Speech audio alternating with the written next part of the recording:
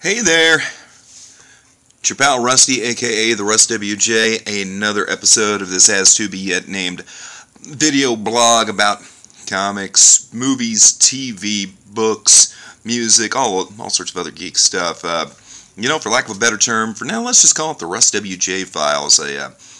Sounds cool, kind of like the Rockford Files, but I'm not near as hip as James Garner back in the day with that kind of trailer funky thing out on the beach there. So, happy Valentine's Day to all you chumps and suckers who need to buy your significant other's affection. Yes, I am single. Yeah, that's sad, ain't it? But let's get on to the big stuff. This week, video-wise, hey, Skyfall came out. Skyfall, the latest James Bond, and hey, if you have not seen this one yet, do yourself a huge favor and see it, because it is a great movie. There was talk around Oscar time when the nominations came out about some snubbing of the movie, which, I think is a damn shame too. And, if you're a Bond fan, why haven't you seen it yet? It is arguably the best Bond film since Dr. No. That's a pretty tall order for things. So, and not much happening in comics this week, except for a couple, for me at least, except for a couple big releases. Of course, the big one for me, Batman 17, the end of the Death of the Family storyline. Long story short on the storyline, Joker has his face cut off, so he's got it kind of taped to his own. He taped it back to his face, so that makes him even creepier than normal.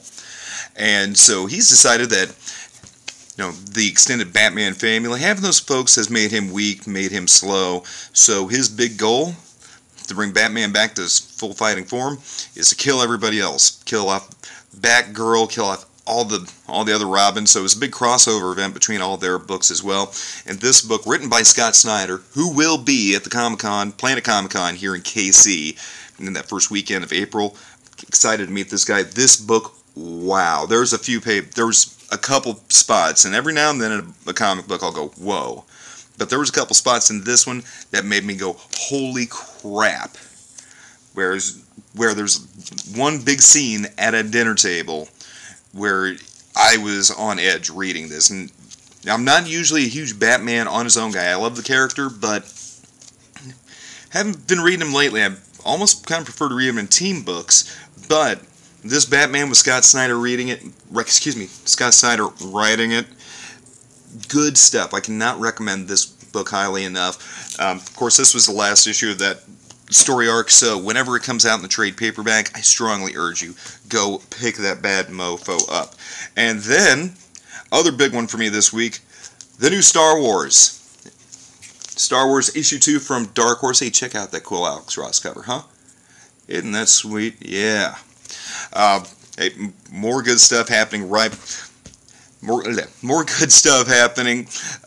Classic storyline takes place right after Episode 4, where you find the Rebellion trying to find a new base of operations. They think there's a spy in the mist, and Leia's the one who's trying to find that spy.